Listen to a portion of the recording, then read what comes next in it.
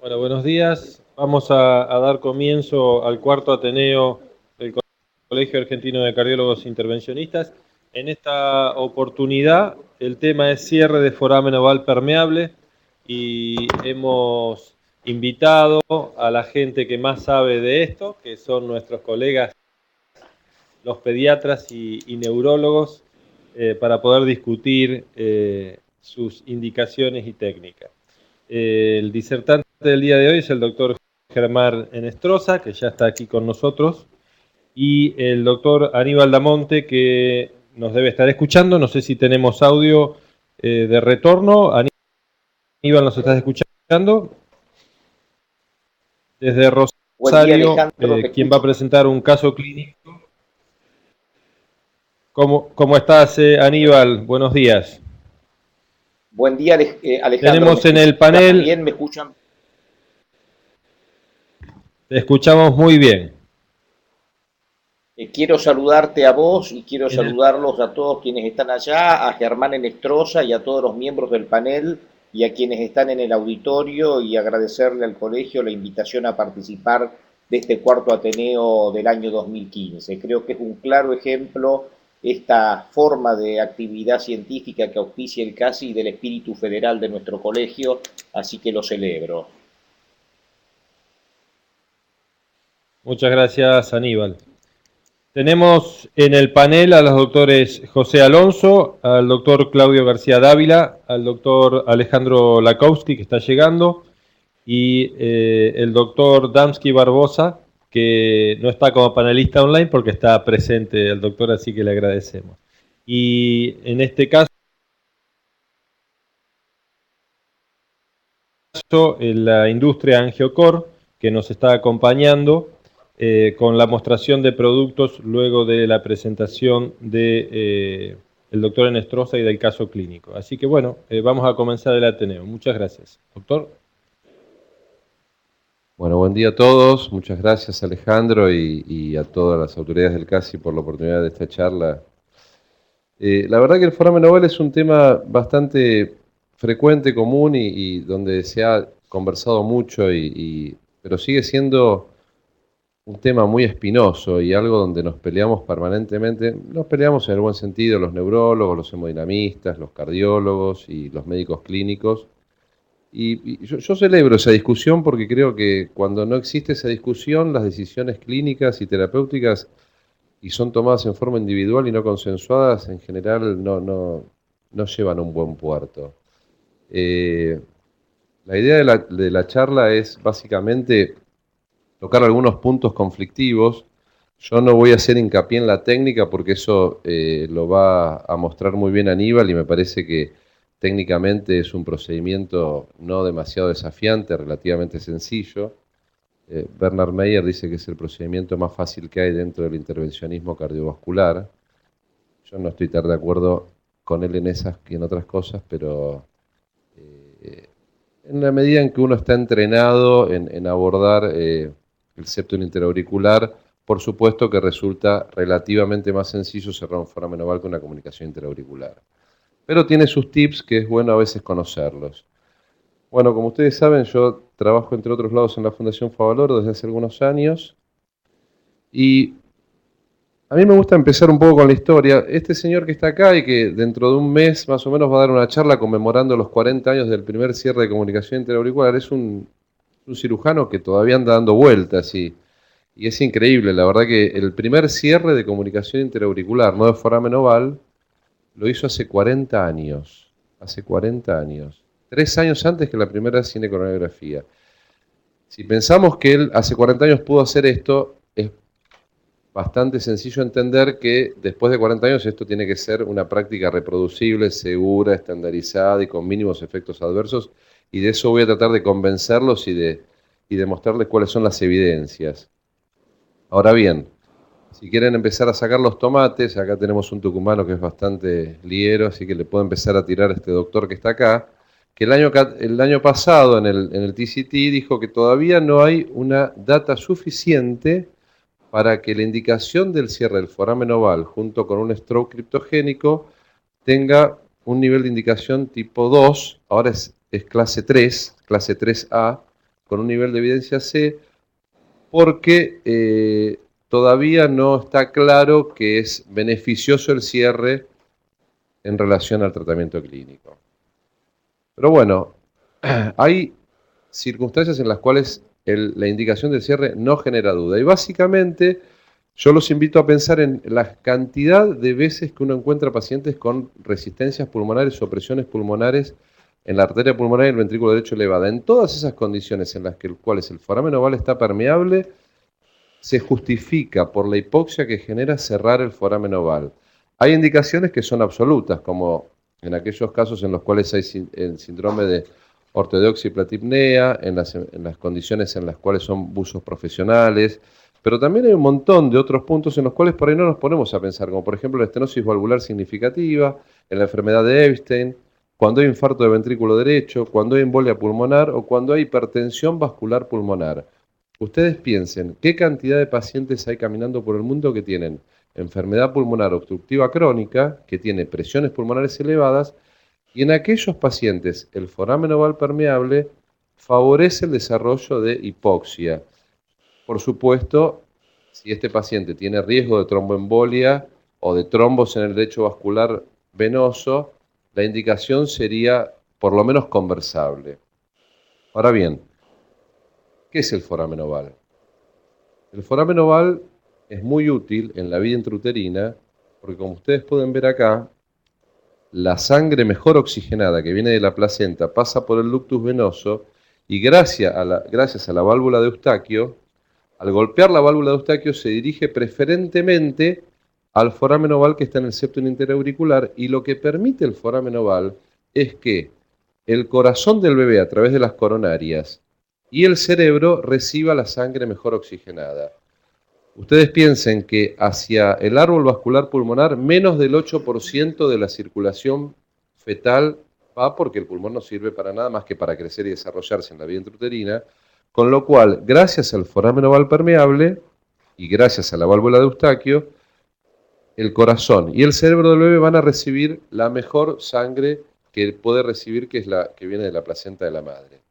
Ahora, esto que es una ventaja, cuando uno nace y está permeable, se transforma en algo que no es tan saludable. Ustedes ven en esta imagen ecocardiográfica cómo esta lámina neurismática, al separarse del septum primum, en condiciones de aumento de las presiones en las cavidades derechas, miren el shunt que tiene este paciente. Entonces, algo que es muy útil en la vida intrauterina, dejó de ser útil fuera de la vida intrauterina, en la vida habitual nuestra, digamos.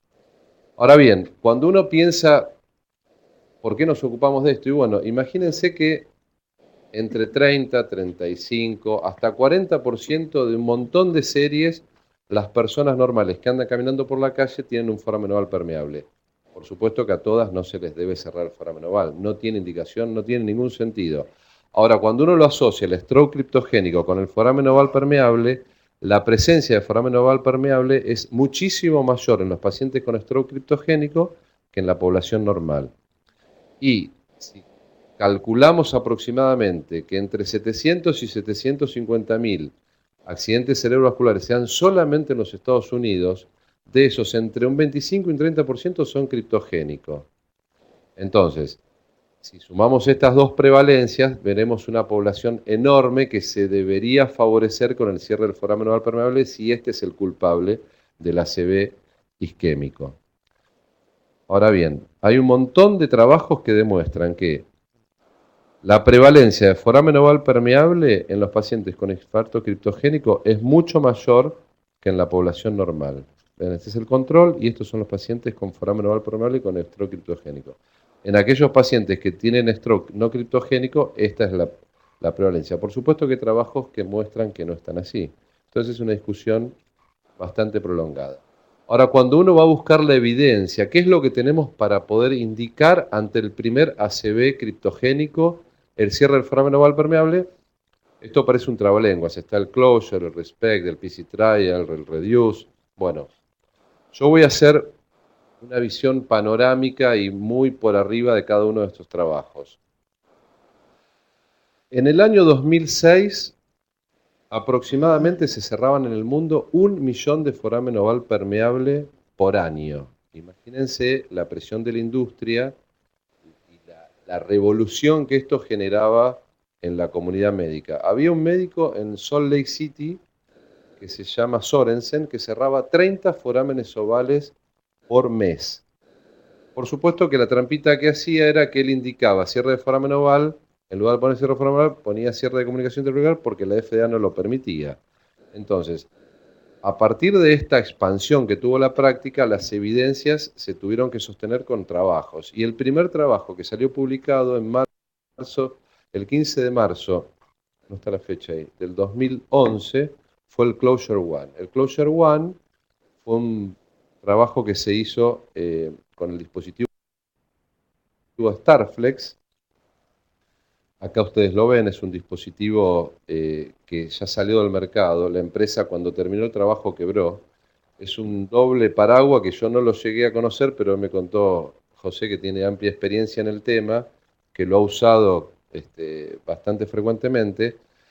Y la verdad que hubo varias críticas al protocolo pero básicamente lo que a mí me gustaría que ustedes imaginen es, si uno tiene un problema, a veces quizás la solución o la indicación de la solución de ese problema no es el error, sino el material con el que se lo usa. Entonces, el problema que hubo con el Closure One fue que se hizo solo con Starflex, por supuesto, y el enrolamiento de los pacientes fue muy criticado. Se enrolaron pacientes de menos de 18 años, de más de 65.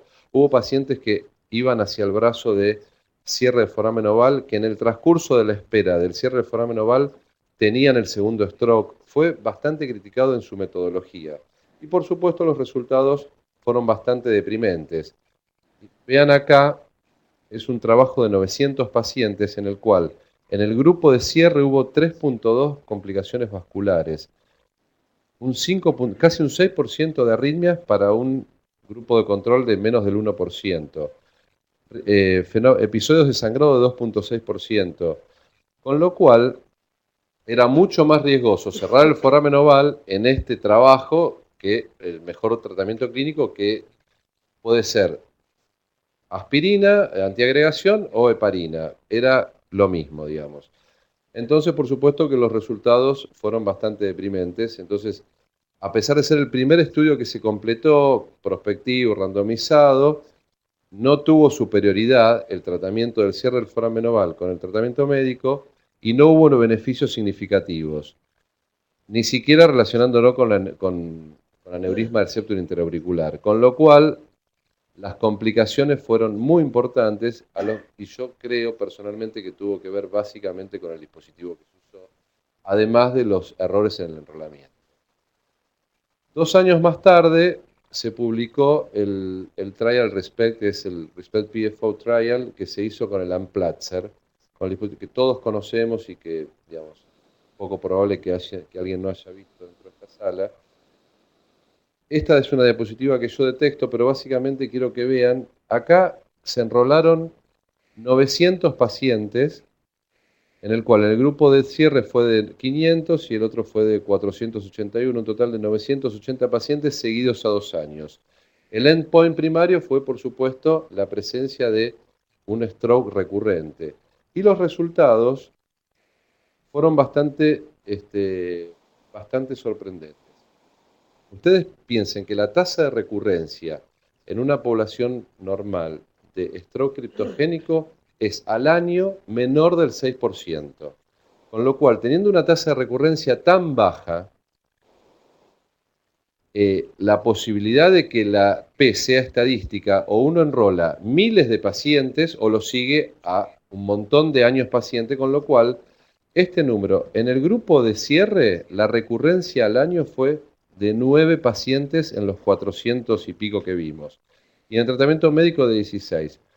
Este número es significativo, es significativo el número, pero estadísticamente no es significativo. Hubiese cambiado si en lugar de 9 hubiesen sido 8, o si en lugar de 16 hubiesen sido 17, con lo cual acá la evidencia estadísticamente significativa es un poco relativa, porque piensen que con un paciente de cada uno de los brazos hubiese sido estadísticamente significativo. De todos modos, se ha demostrado este trabajo, que es un procedimiento absolutamente seguro y que tiene un 80% de eficacia el cierre en relación al tratamiento médico. Los mismos datos los mostró el doctor, no me sale el nombre ahora, no importa, el PC Trial que lo condujo Bernard Meyer, perdón, donde es un estudio multicéntrico de centros europeos, donde siguieron 4 años los pacientes y tuvo una recurrencia en el primer año en el grupo de control y 5 recurrencias de ACV criptogénico en el tratamiento médico. Con lo cual sigue siendo más del 50% más eficaz, pero aún persiste el numerito de la P estadísticamente no significativo.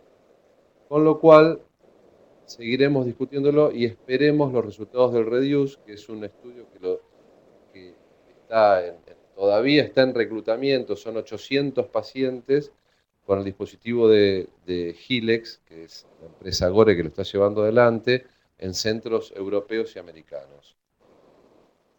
Ahora bien, cuando uno revisa un poco qué es lo que tiene para poder cerrar un foramen oval, encuentra en la literatura y en la práctica diaria, si a ustedes esta diapositiva le parece engorrosa, miren esto, sigue habiendo más dispositivos, miren la cantidad de dispositivos que se han inventado y que han aparecido en el mercado, y que bueno, no nos vamos a detener en cada uno de ellos. Por supuesto que los más conocidos son el Amplatzer, el Oclutecho Figula, acá tienen el Cardia, que es una empresa americana.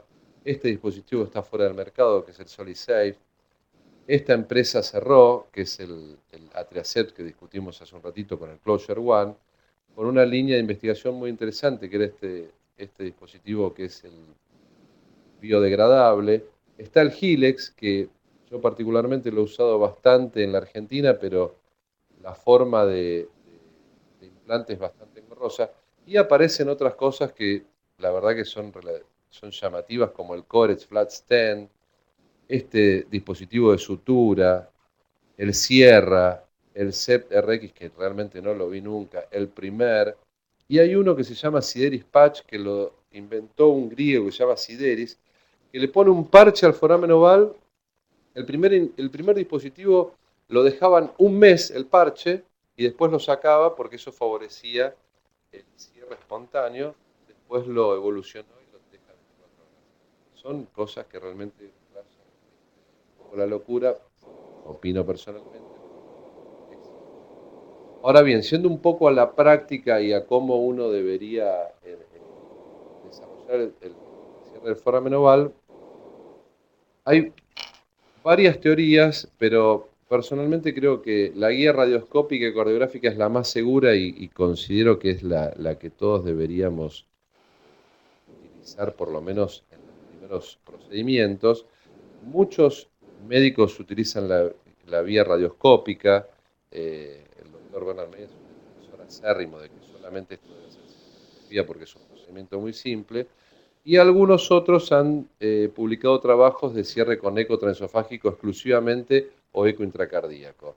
Con respecto a la guía para el cierre del foramen oval, yo creo que uno puede usar la radioscopía si tiene absoluta confianza del ecocardiografista que le mostró el foramen oval y está absolutamente seguro de que es un foramen oval. Yo personalmente me ha pasado más de una vez ir a cerrar un foramen oval y terminar poniendo un dispositivo de CA de 24 milímetros de diámetro. Entonces, recomiendo que si uno va a usar la guía radioscópica exclusiva, esté absolutamente seguro que el ecocardiografista que hizo el diagnóstico sea de absoluta confianza. Y preferentemente que trabaje en el mismo centro. Ahora bien, como les contaba previamente, el foramen oval no es un agujero, no es una comunicación interauricular, es una lámina, es un flap, es una puerta que se abre y que se cierra. De todas las fotitos que he visto, me parece que esta es la más por lo menos concluyente. Esto que está acá, si no estuviera esta lámina, esto sería una comunicación interauricular tipo ostium secundum típica en el sitio del foramen oval. Ahora, si es un foramen oval, esta lámina debe estar. Y es lo que, la ventanita que se abre y que se cierra. En condiciones normales no debe haber shunt de izquierda a derecha, solamente debe haber shunt de derecha a izquierda en situaciones de valsalva. ¿Y por qué digo esto? Porque yo creo que la forma más sencilla, más efectiva y más eficaz de chequear el foramen oval en aquel paciente que ha recibido un esterocriptogénico debe ser el Doppler transcraniano, porque es absolutamente sensible. Porque aquellos pacientes que le hacemos un eco transesofágico y que está dormido, está anestesiado, está teniendo estas dificultades que le genera, es poco probable que pueda hacer una maniobra de Valsalva para que el test de burbuja sea efectivo. Entonces yo sugiero que para testear la presencia de un foramen oval permeable con shunt de derecha a izquierda se haga eco transcraniano, porque el flap ese debe abrirse y debe cerrarse. Ahora bien, los forámenes ovales tienen distinta morfología, tienen distinto diámetro y hay algunas características anatómicas que es importante tener en cuenta para el momento del cierre y para elegir el dispositivo. ¿Cuántos minutos llevo? ¿Sí? Tranquilo. Bueno, a mí me gustó dividirlo en tres. Esto está publicado en la bibliografía, pero me parece que es bastante práctico cuando uno encara el cierre del foramen oval. Los tipos tuneliforme, y el problema no es que el túnel sea largo, el problema es que el túnel sea rígido, porque si uno tiene un túnel rígido y elige un dispositivo como el Hilex, que es un dispositivo de solamente el 99% es Gore-Tex, probablemente quede distorsionada la anatomía del disco, porque ustedes ven acá que debe acomodarse dentro de un túnel. Si esta lámina es flácida y se abre fácilmente, eso no sería un problema. Ahora, si el túnel es rígido, entonces uno debe considerar que los discos deben estar preferentemente separados para que la disposición espacial del dispositivo sea la apropiada y ejerza presión sobre los dos flaps.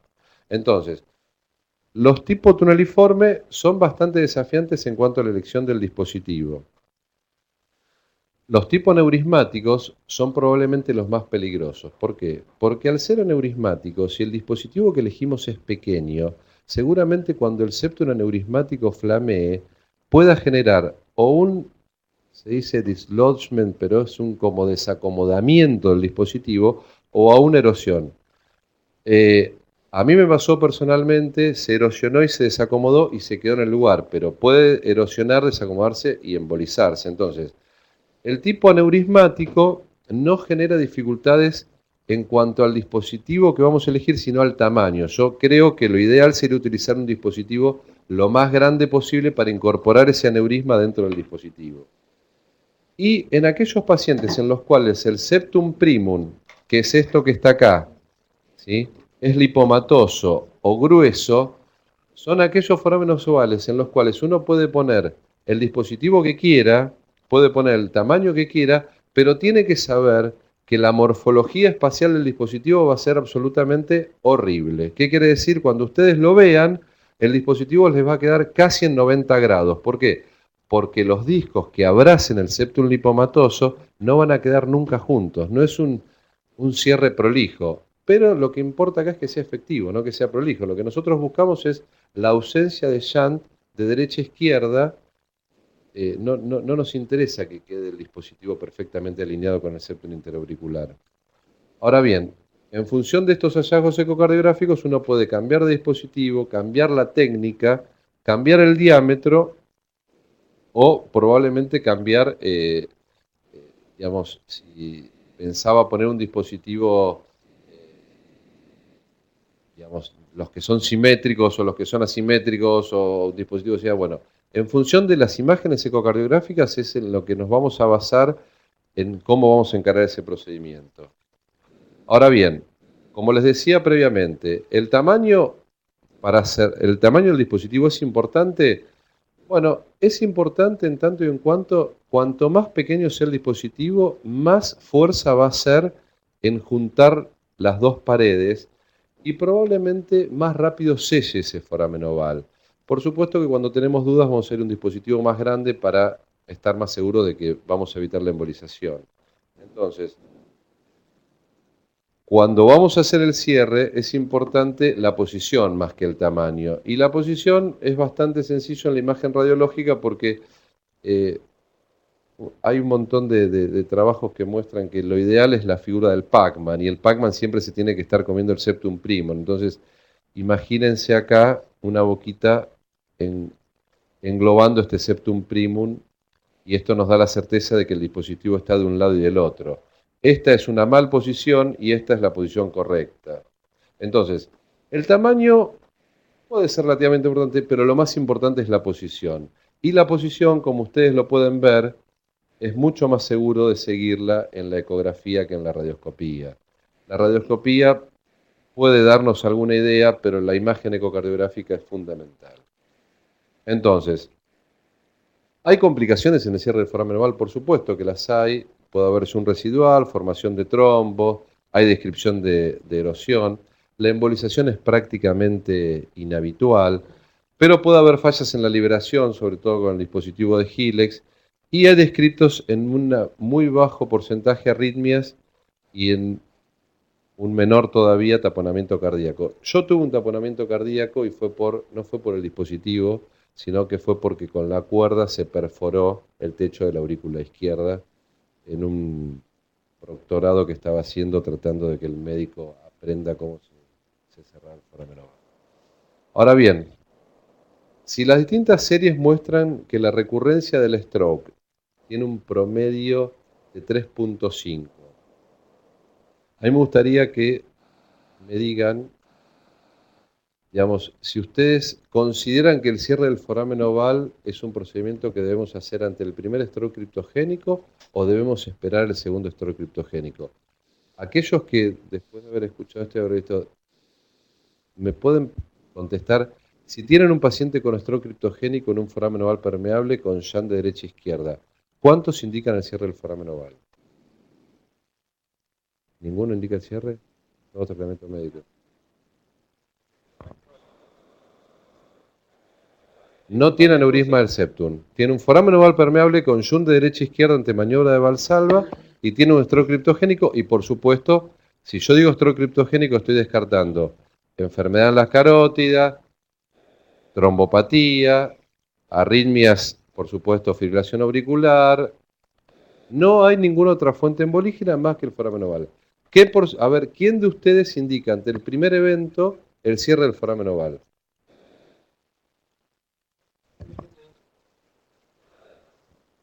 Estamos hablando de un paciente entre 18 y 65 años. Si el paciente tiene 20 años y yo tengo un 3.5% anual de posibilidad de riesgo en 10 años, es el 35%. Ajá. Así que creo que en la balanza habría que poner unas cuantas cosas No, más. esto que te estoy contando, yo estoy Y yo planteando lo esto. cerraría, tenemos varios casos del centro neurológico de adulto mayor, criptogénico, que nosotros indicamos al paciente si quiere esperar el segundo. Y te puedo asegurar que el 99.9% nos dice que él prefiere no esperar y cerrarlo como una indicación óptima.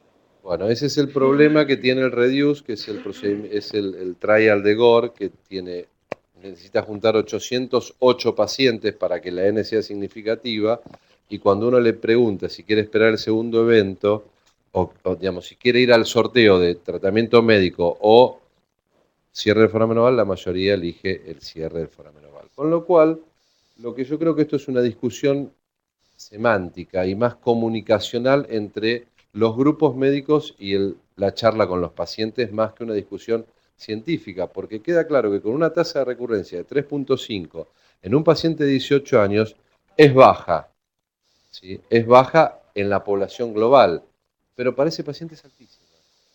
Ese paciente es altísima. Entonces, en mi experiencia personal, yo en estos 13 años cerré 175 forámenes oval con una población entre 24 y 70 y pico de años. La mayoría fueron stroke criptogénicos, pero también hubo migrañas complejas, buzos, pacientes con otras patologías que indicaban el cierre.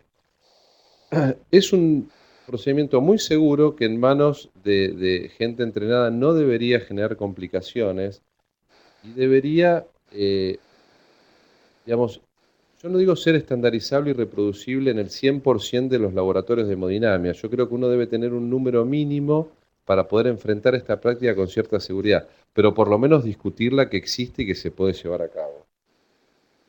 Ahora bien, Con una anatomía claramente detallada, con una familiaridad de la imagen ecocardiográfica y con un alto índice de sospecha, yo creo que esta práctica es fácilmente llevada a cabo, que está indicado en los pacientes con stroke critogénico con foramen oval permeable, y me parece que la discusión va a seguir. La evidencia es estadísticamente no significativa, pero los números son muy claros. Este muchacho está contento porque terminé de charlar, pero además les cuento, para los que les gusta el fútbol, este es Antonio Casano, el bambino Casano, tuvo un foramen oval permeable, tuvo un accidente cerebrovascular criptogénico, y en Milán le cerraron el foramen oval permeable y a los 3 meses estaba jugando.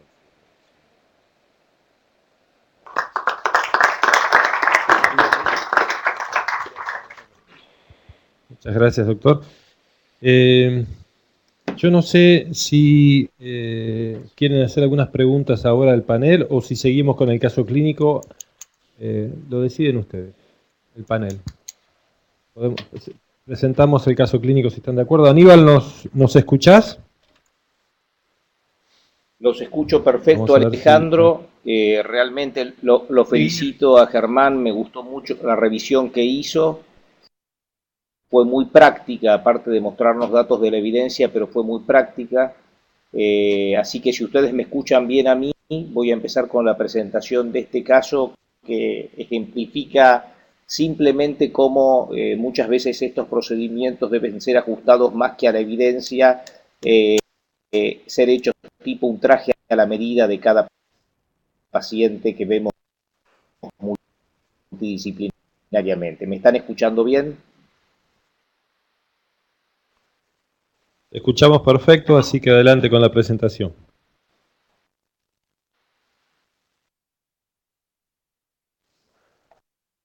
¿Hacer algún comentario del panel, Jesús? Mientras que retomamos. Sí, mientras esperamos un poco. Me gustaría que antes, cuando empezaste a hablar, hablaste de algunas indicaciones. Me gustaría saber qué opinas de esas indicaciones en tu experiencia personal. Hablaste de estenosis pulmonar, enfermedad de Epstein, ventrículos restrictivos, enfermedades pulmonares, hipertensión pulmonar. Bueno, yo quería saber no lo que leíste, sino qué opinas vos. Por supuesto que si un paciente tiene una valvulopatía pulmonar, primero hay que resolverle la estenosis valvular pulmonar si es que tiene indicación médica con un gradiente relevante. Lo que yo digo es que en aquellos pacientes que tienen presiones pulmonares o presiones en ventrículo derecho elevadas, la presencia de un foramen oval permeable con claro shunt de derecha a izquierda le genera hipoxia permanente o transitoria que puede ser en sí mismo un problema para ese paciente. Por ejemplo, en aquellos pacientes que tienen un Epstein Light que no tiene indicación de corrección su enfermedad valvular tricuspidia. En aquellos pacientes que tienen un Epstein, en el cual sabemos todo, digamos, el problema del Epstein con la esterilización del ventrículo derecho y con que en general está acompañado de algún grado de obstrucción al tracto de salida del ventrículo derecho. Esos pacientes que todavía no son candidatos para la cirugía de Epstein, pero tienen foramen oval permeable, permanentemente están en situaciones de hipoxia, culpa del foramen oval permeable, y puede ser por sí mismo una indicación de cierre. De hecho, lo hemos hecho. No tiene indicación de plástica de válvula porque todavía no tiene la insuficiencia que debería tener, porque, bueno, en esos pacientes lo hemos hecho.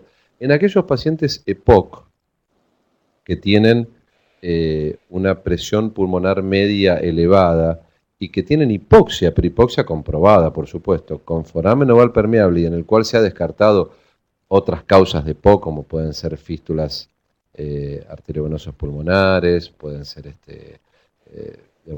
otros motivos, se les debe plantear la posibilidad de cerrar el foramen oval permeable. Y por supuesto están los otros pacientes en los cuales yo nunca tuve un paciente con síndrome de platisnea y ortoepsia, pero sí tuve buzos profesionales, de hecho, buzos profesionales que han decidido, sin tener ningún evento embolígeno, el cierre por anticipado de su foramen oval permeable, porque tienen en estudios con Doppler transcraniano un claro shunt de derecha a izquierda ante maniobras de Valsalva.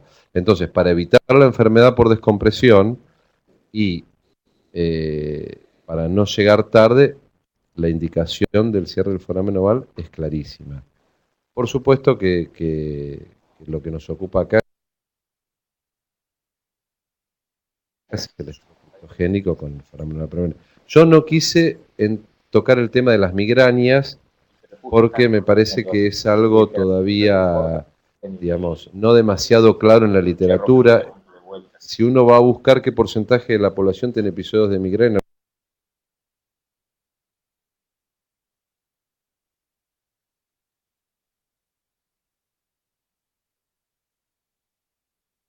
en algún momento de la vida, casi el 50% de la población lo tiene. Y si a eso le agregamos que el 25% tenía foramen oval permeable, creo que la discusión sería eterna. Pero bueno, no sé qué. El doctor Fernández Murga quería hacer una pregunta y el doctor Alonso también. Germán, ¿qué valor le das a la anatomía del foramen oval? Todos los foramen ovales no son iguales y sobre todo por el aneurisma de septum. ¿Qué valor le das a la anatomía? Hace algunos años se decía que cuando había un stroke criptogénico con un foramen oval permeable aneurismático, que la membrana se separaba más de 1.5 centímetros del septum, tenía indicación absoluta de cierre, porque ese no era un septum aneurismático trombogénico y embolígeno. Bueno, en 170, no importa el número de pacientes, yo nunca vi un septum que se separe más de 1.5 centímetros del septum, pero sí vi septum aneurismáticos que flamean y se abren. Yo creo que, digamos, yo no separo septum aneurismático sí, septum aneurismático no.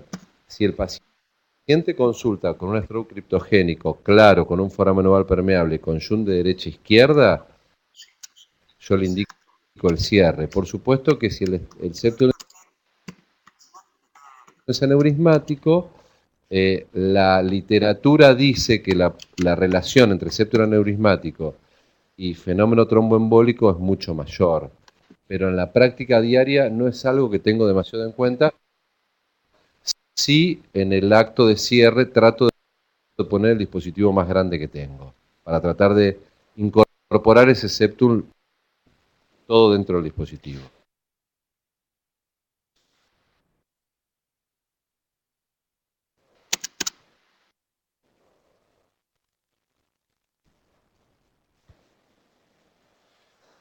Entendí que vos lo planteás cuando hay cianosis, pero si estamos hablando de pacientes que pueden llegar a tener hipertensión pulmonar y que un foramen esté yunteando de derecha a izquierda, hay que ser muy cuidadoso. Y tal vez haya que hacer lo que se llama un test de oclusión y si tiene valor o no tiene valor para ver qué pasa con la presión a nivel pulmonar. De hecho, muchas veces en este tipo de pacientes, sobre todo si es primaria, pero también en algunos con enfermedad pulmonar tromboembólica crónica, con hipertensión pulmonar tromboembólica crónica, uno a veces le indica abrir el agujero. Y sabés que va a estar cianótico, pero vas a tener una cianosis controlada, a expensas de esa cianosis un mejor volumen minuto y una mejor capacidad de conducción de oxígeno. Por eso creo que son interesantes desde el punto de vista de discutirlos individualmente a cada paciente. No lo pondría nunca como una indicación absoluta.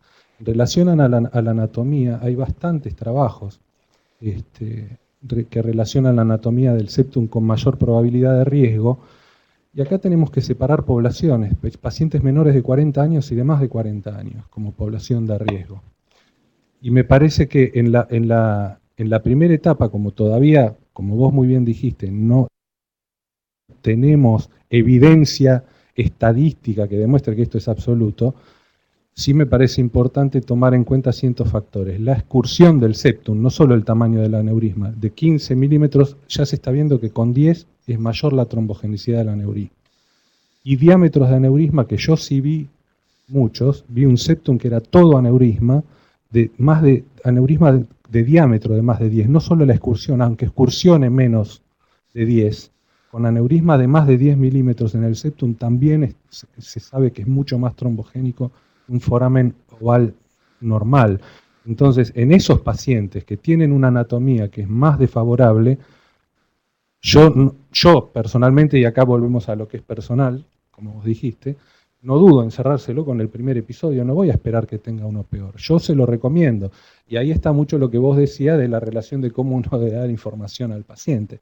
Yo estoy convencido que con esas anatomías no lo esperaría para mí, entonces no podría decirle al paciente, espere que tenga el segundo. Diámetros de más de 10 de aneurisma, aunque no excursione, y excursión de más de 10 milímetros en la fase, son anatomías francamente desfavorables. En relación a si es tuneliforme o no, yo realmente, ahí mostraste un montón de dispositivos para los forámenes tuneliformes. En Argentina no existieron y has cerrado muchísimos, como mostraste, y creo que no tiene mucha importancia. Sí para el ELEX. Para los otros tipos de dispositivos no te cambia mucho, pero son suficientemente rígidos como para cerrarlo sin tener ningún problema. Estoy de acuerdo con vos, José, con el aneurisma, parece que es relevante. ¿Sabes cuál es el punto? Digamos, un momento de la charla yo trato de que quede claro. El problema es que el paciente con stroke criptogénico y foramen oval permeable lo maneja el neurólogo. El neurólogo no tiene la más pálida idea de lo que es una imagen ecocardiográfica de un septo aneurismático, si excursiona o no excursiona. Con lo cual prácticamente no nos llega a nosotros esa información. Yo estoy seguro que cualquiera de nosotros, o cualquier cardiólogo que hace ecocardiograma concienzudamente y ve a un paciente que tiene un foramen oval permeable joven con ese septo aneurismático, va a levantar la ceja y va a decir, esto no está bien, porque no es lo mismo tener un puntito que pasa cada tanto que un septum como el que vos describís, y estoy de acuerdo con vos. Entonces, el problema es que yo creo que debemos pelear porque paciente con foramen oval permeable de stroke criptogénico deba ser consultado, por lo menos consultado. Puede ser que no sea cerrado. Yo estuve más de 10 años en Fleni y en 10 años me derivaron 10 pacientes para hacer cierre de foramen oval permeable. En Fleni. Es un lugar donde más o menos se atienden 350 ACV por año. Así que saquen la cuenta más o menos. Y el otro punto que te decía, lo del tuneliforme, el Gilex, no sé si vos te acordás, el Gilex tenía un gancho, o tiene un gancho todavía, que agarra el disco auricular derecho. Cuando el foramen es tuneliforme, ese gancho quizás no llegue a agarrarlo, y ustedes ya saben en el problemete que nos metemos cuando eso no sucede. Hay que sacar el dispositivo, que ya uno ya no tiene más control, se saca fácilmente, pero es un problema. Y la verdad que quienes estamos acostumbrados a hacer esto, un procedimiento que tarda 15, 20 minutos, se transforma en algo de 2 o 3 horas insoportable. Por eso la consideración básicamente va para el Gilex, porque es, junto con el Amplatzer, el único dispositivo que tiene FDA, que es el que se usa bastante todavía en Estados Unidos. En esos casos, particularmente, y esto es por supuesto personal, como alternativa, siempre me gustaron los dispositivos que tengan waist corta con una fuerza concéntrica mayor. En eso, y a su vez, si quisiera agregar, me gustan los dispositivos que tengan mucha tela del lado izquierdo. Helix era uno de ellos, que no está más en Argentina. Los otros dos que tienen mucha tela son Cardio Ultracept y PFM, digamos, no son los tres. ¿Foramen oval específico? ¿Sí? No, busqué en la literatura y no encontré que diga, bueno, pero debe tenerlo. Lo que yo no les mostré es una dispositiva que la verdad que me parecía ya... De los dispositivos tipo Amplatzer, por supuesto que hay muchos que son muy parecidos, la mayoría diseñados, fabricados, producidos y comercializados por empresas chinas. Hay 9 dispositivos chinos tipo Amplatzer. Así que imagínense, cuando uno mira esto de decir, bueno, acá seguramente el negocio es importante, ¿no? La población es interesante, pero bueno.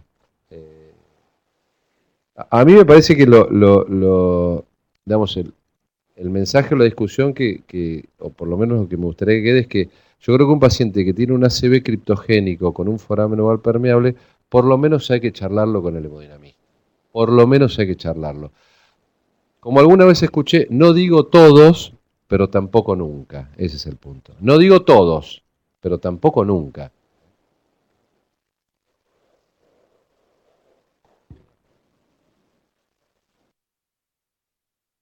En primer lugar, felicitarte por la presentación, me pareció excelente.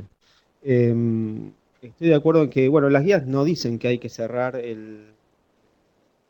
foramen permeable ante el primer stroke. Pero es cierto que los estudios no dieron una P significativa por falta de poder estadístico, porque la tasa de recurrencia es chica, como vos explicabas, y no alcanzó a dar una P significativa, aunque había una diferencia numeralmente importante. Se hicieron varios metaanálisis, algunos dieron positivos y otros negativos a favor del cierre, y el tema es que cuando estos metaanálisis incluían el primer estudio, el estudio con el StarFlex, daban negativos porque el primer estudio tenía estos problemas metodológicos con el dispositivo, alta tasa de complicaciones, sobre todo FA y trombosis del dispositivo, pero cuando se hicieron metaanálisis incluyendo solamente los estudios con el dispositivo Amplatzer, había una diferencia a favor del cierre. Yo estoy de acuerdo con lo que decían en que no es un procedimiento para todos, pero hay un porcentaje importante de pacientes que han tenido un primer stroke con un foramen permeable que se merecen el cierre. Ahora, el tema es cómo seleccionar a esa población. Hay algunos parámetros clínicos y ecocardiográficos que podrían ser de ayuda. Uno es la edad del paciente. En pacientes mayores de 55 años, a pesar de que el stroke sea criptogénico, hay muchos factores clínicos y de los factores de riesgo cardiovascular que podrían explicar el mecanismo del stroke por un mecanismo no específicamente de embolia paradojal, sino que podría ser por que uno no pudo identificar la causa, pero puede haber aterosclerosis en vasos cerebrales o en grandes vasos que uno no pudo... Que uno no pudo identificar. En pacientes menores de 55 años, el stroke criptogénico, si uno descarta todas esas causas, lo más probable es que tenga alguna relación con un mecanismo posiblemente de embolia paradojal. Y cuanto más joven sea el paciente, y si el stroke fue grande, posiblemente mayor sea el beneficio del cierre. Y después hay algunas razones anatómicas que podrían también favorecer el cierre.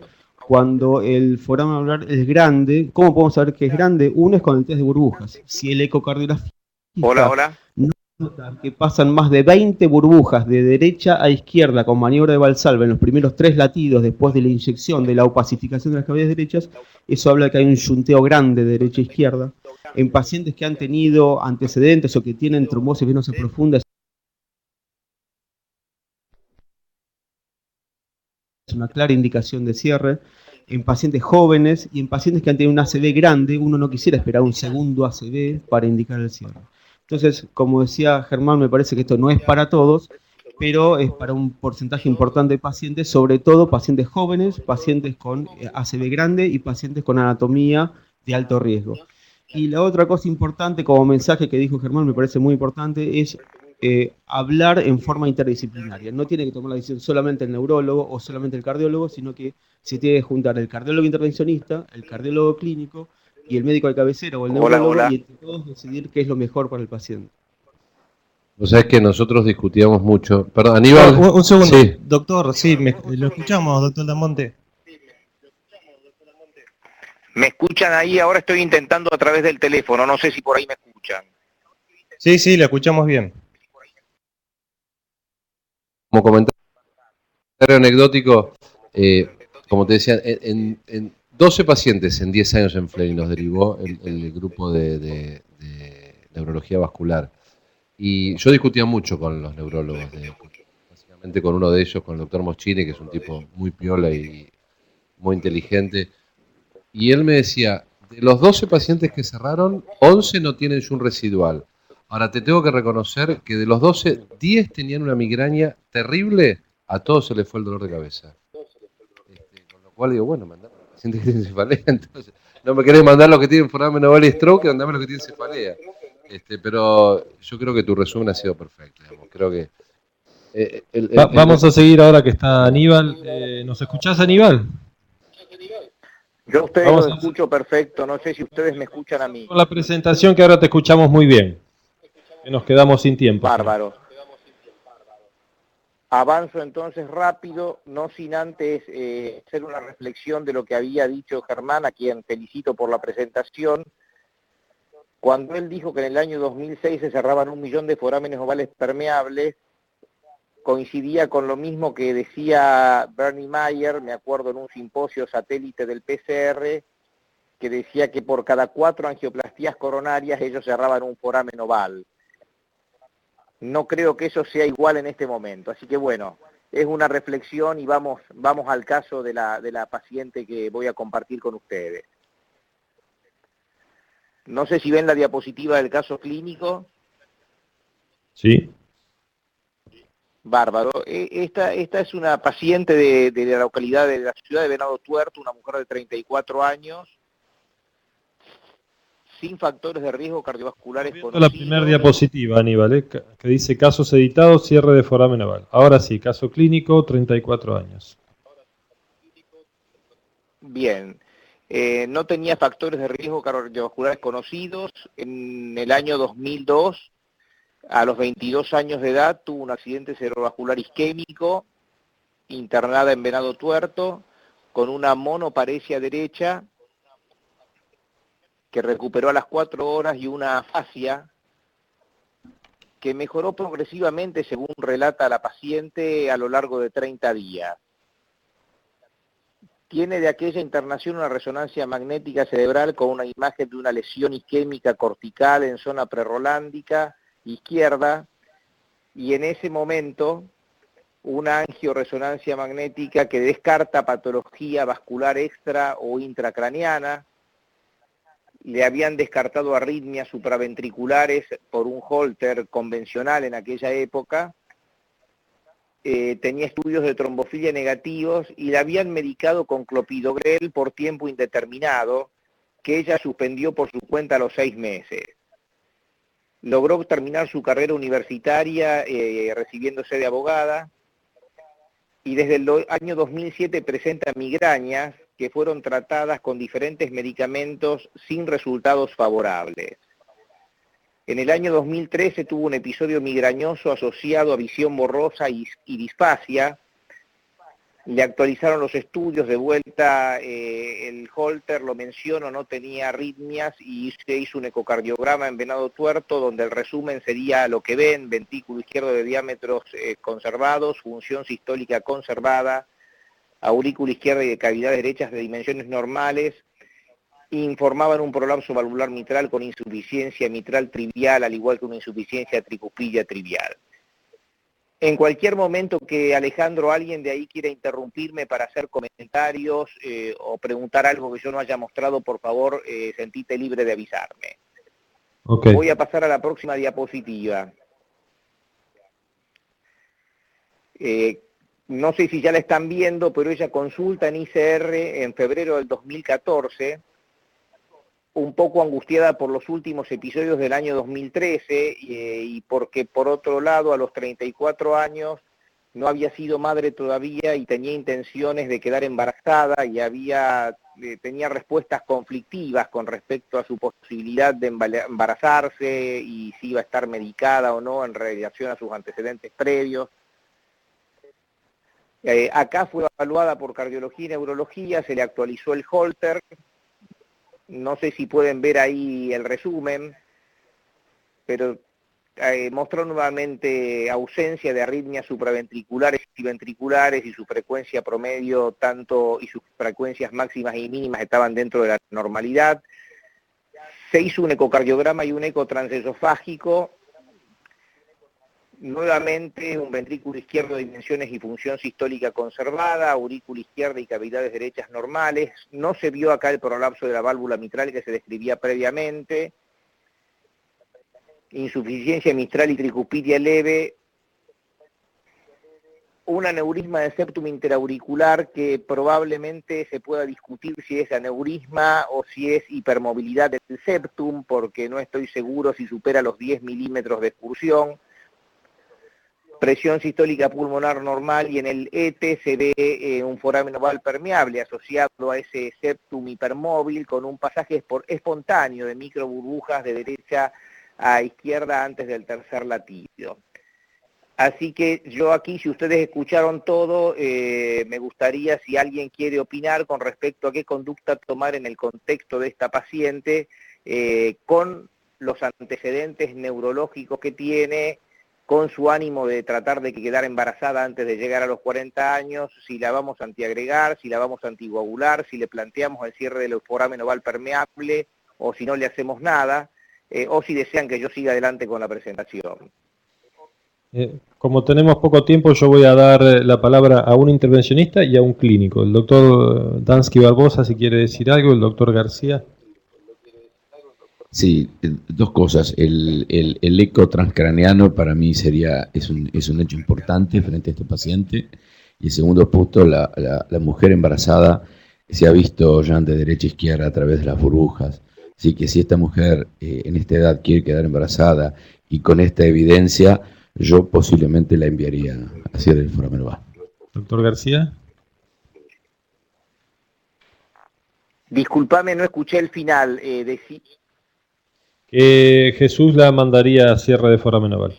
Sí, yo coincido con este paciente en particular. Más cerca del micrófono, perdón, doctor. Con este paciente en particular por el infarto cortical previo que había tenido, único, tampoco bilateral, sin enfermedad de pequeños vasos importante, con descartada la teromatosis de grandes y pequeños vasos, creo que es pasible de tratamiento. ¿Sí? Me preocupa que estaríamos también dentro de la indicación 3 del American Heart y me gustaría para todos a ver cómo podemos llegar. Es una indicación mucho más peso, ¿verdad? Yo me voy a sumar solo un comentario. Por la presentación que vos hiciste, Aníbal, yo no sé si no tuvo 2 episodios de stroke y stroke recurrente, porque después había tenido también un segundo episodio de amaurosis, ¿no? Fugaz o algo que vos comentaste.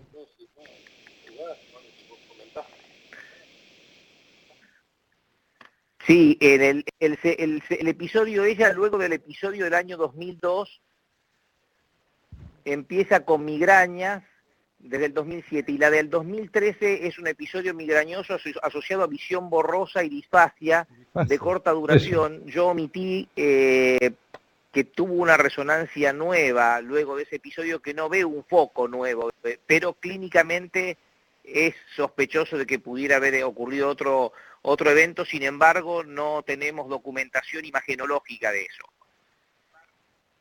Ok, bueno, si querés seguir.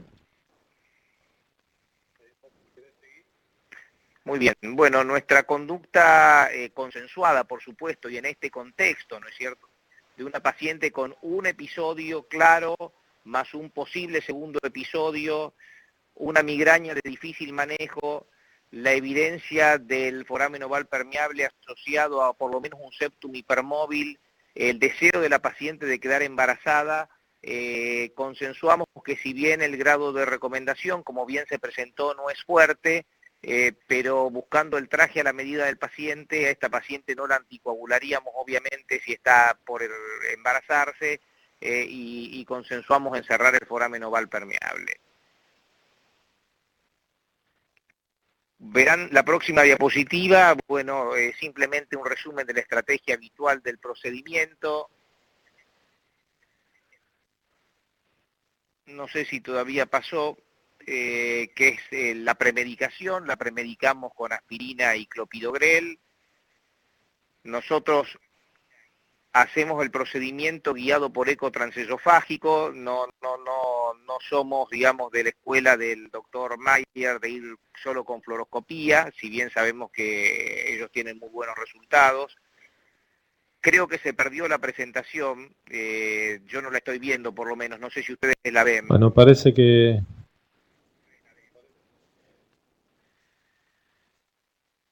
A ver si Lucas viene, ahora yo la veo, ¿no? Sí, estamos escuchando, y estamos viendo bien. Bueno, obviamente anestesia Se corta, general por se el empezó a cortar la punción... comunicación, ¿nos estás escuchando? Yo te estoy escuchando bien, no sé si Bueno, me si escuchan nos escuchás, ustedes. Aníbal, se cortó el retorno, pero...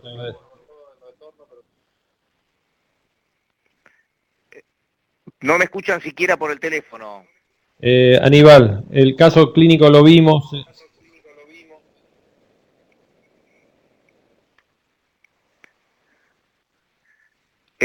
Ok, cortamos la comunicación.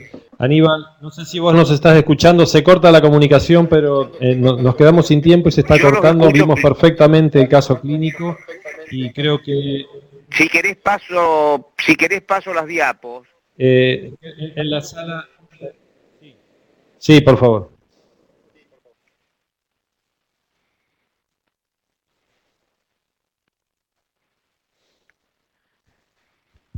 Doctor, disculpe. Perfecto. Ella le está pasando a usted. Estamos viendo el eco transesofágico. ¿Me escuchan? Sí, cortado, pero te escuchamos. Bueno, ahí tenemos el eje corto, se ve el foramen oval, el septum hipermóvil. Esto es ya en el inicio del procedimiento, por eso acá no hay evaluación, digamos, del pasaje de burbujas. Arriba a la izquierda está el eje de Cavas, donde se ve el septum hipermóvil. Abajo nuevamente el eje corto. Aquí en la vista de 4 cámaras, la excursión que le medimos al septum fue de 9 milímetros, no llegaba a ser un aneurisma del septum interauricular. Pasamos con un multipropósito como de rutina, ¿no es cierto?, a través del foramen oval hacia la vena pulmonar. No sé si me escuchan, pero yo voy a relatarlo tal como uno hace habitualmente esto. Avanzamos una cuerda ampla Tex-3 con 7 centímetros floppy distal. Y aunque no habitualmente hacemos para los cierres de foramen oval medición del diámetro del defecto, del túnel y del aneurisma, en este caso lo hicimos, y coincidió a la derecha con los 9 milímetros que se había medido de excursión del septum. Estamos ahí con una vaina de 9 French. Nosotros utilizamos habitualmente los dispositivos Amplatzer de cierre de foramen oval, que es con lo que estamos familiarizados. El dispositivo de rutina que usamos, salvo que sea un gran aneurisma de septum interauricular asociado a un septum lipomatoso grueso, que en ese caso usaríamos un 35-18 probablemente. Usamos de rutina un disco de 25 a la derecha con 18 a la izquierda, pero ponemos la vaina de 9 French porque nos da versatilidad en el caso que querramos. Aunque este dispositivo de 25-18 puede ir por una vaina de 8, usamos la vaina de 9 French, que en el caso de no sentirnos cómodos con la configuración, podemos cambiar por un dispositivo de diferente tamaño, de mayor tamaño. Ahí ya está liberado y se ha liberado el disco izquierdo y el disco derecho muy rápidamente. Ustedes no sé si ven el reloj sobre la derecha, pero aún guiado por eco transesofágico van a ver que la duración del procedimiento parecía bien configurado y estable. En el eco transesofágico lo mismo, todavía tenemos el cable atado y la separación entre los discos que vemos acá está dado por la tensión del cable. Van a pasar a ver la liberación del dispositivo y cómo rápidamente, como estamos acostumbrados a ver, al liberarse la tensión del cable, el dispositivo toma la configuración habitual del tabique. Y habitualmente nosotros hacemos esta angiografía de control final, donde nos permite ver que los discos están bien configurados, bien alineados y bien aposicionados en el tabique interauricular. El septum hipermóvil ha quedado completamente atrapado. Esta es la imagen que estamos viendo en el eco transesofágico, en una de las vistas, donde la configuración parece correcta y el septum hipermóvil está contenido por ambos discos del dispositivo. Y para finalizar, la paciente a la mañana siguiente, como de rutina, se hizo un eco transtorácico de control, fue dada de alta en menos de 24 horas con aspirina por 6 meses, clopidogrel por 1 mes. Se hizo un ecocardio de control al mes transtorácico con configuración apropiada del dispositivo y sin shunt. Mejoraron las migrañas y la paciente, luego de abandonar la aspirina al 6º mes, intentó quedar embarazada y rápidamente quedó embarazada porque actualmente está cumpliendo el 6º mes de embarazo, que era uno de sus objetivos. Así que, bueno, lamento mucho las dificultades técnicas y espero que si hay preguntas o comentarios yo los pueda escuchar y podamos intercambiar si queda tiempo para eso. Gracias a Dios se solucionaron y pudimos escuchar el caso clínico perfectamente, así que este aplauso es para vos.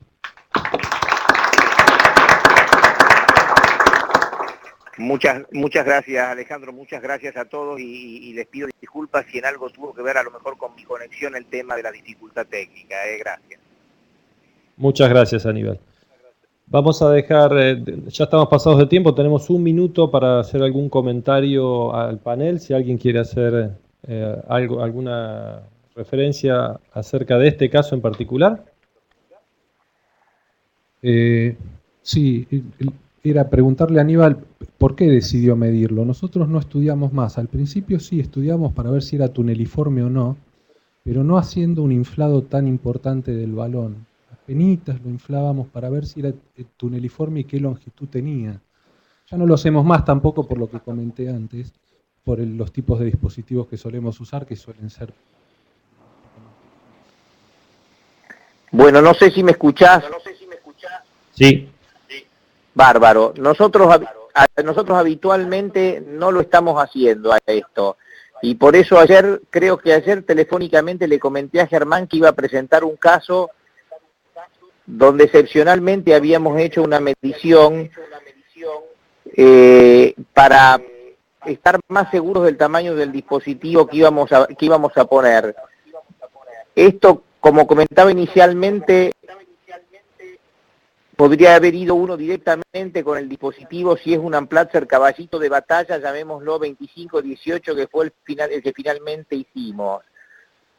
Como no estábamos muy seguros del nivel de excursión de ese septum hipermóvil, y tampoco la aurícula derecha era tan grande como para ir con un disco de 35, y todo el contexto, digamos, de la paciente, de que no queríamos sobredimensionar demasiado el dispositivo, y bueno, hay escuelas como, por ejemplo, Said Amin sigue midiendo, independientemente del dispositivo que use, con un balón, obviamente, aunque ahí haya aparecido en la foto de que es una insuflación agresiva, no fue agresiva para nada, y fue simplemente para confirmar que la excursión del septum no superaba los 9 milímetros que medía el ecocardiografista y que no íbamos a tener que irnos quizás a un dispositivo de 35 milímetros de disco derecho, pero precisamente le comentaba a Germán por teléfono ayer o antes de ayer que iba a poner un caso donde medimos el diámetro, digamos, de excursión del túnel y de excursión del septum, porque habitualmente no lo hacemos.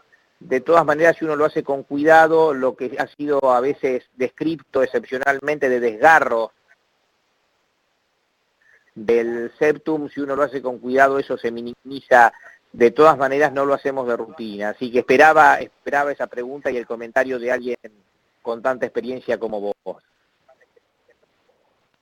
Bueno, Aníbal, muchas gracias, muy lindo el caso. Tenemos que cerrar la mesa. Yo les agradezco en primer lugar al disertante, a Aníbal por el esfuerzo de la conexión y a todos los panelistas por estar acá. Muchas gracias y nos vemos en el próximo Ateneo. Gracias a todos. Seguimos con el programa. Gracias, saludos y buen día para todos. Hasta luego, gracias. Nos vemos, Aníbal. Chau Alejandro, chau todos.